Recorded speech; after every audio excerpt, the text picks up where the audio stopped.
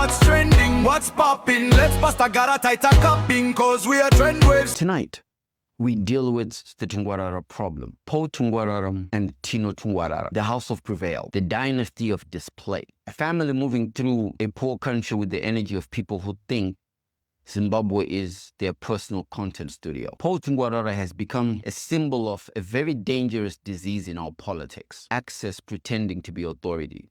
Zimbabwe has many problems. Paul has found a way to look like several of them at the same time. And then comes the daughter, Tino, the next generation of the same disease. Tino Tungwarara, you are an 18-year-old walking embarrassment, fresh from sucking on a silver spoon bigger than your head.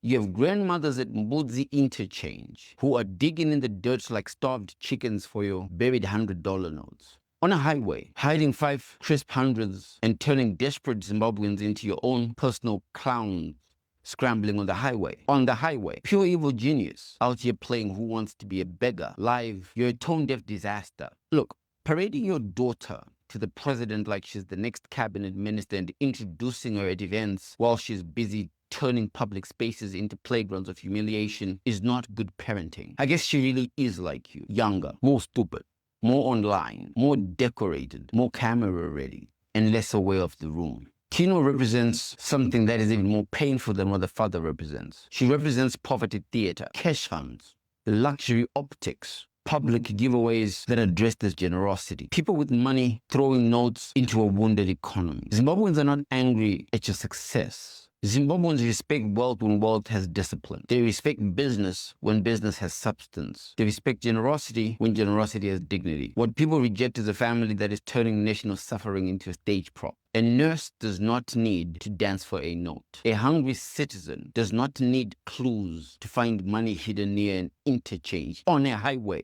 A poor country does not need rich children treating desperation like a social media challenge. The tragedy is simple. They still think people are jealous of them. No, people are exhausted. Jealousy says, I want what you have. Exhaustion says, stop dancing on what we lost. Paul Tungwarara wants political weight. Political weight is earned through restraint, through results, through discipline, through knowing when to lower your voice around offices bigger than your ego. You cannot keep saying, His Excellency, while behaving like a parallel presidential department. Tino wants to be seen as a young mogul. Fine. A serious CEO does not need to hide cash around Harare like Willy Wonka with a ring light. A serious brand does not make poverty run for clues. Views are not legitimacy. The president's name is not your family asset. Public hardship is not content. Stop confusing attention with admiration. The Tungwarara lesson is simple. When wealth loses humility, it becomes vulgar. When access loses discipline, it becomes dangerous. You advise on investments, but you can't advise your own daughter to read the room before they turn struggling citizens into viral beggars. Can we get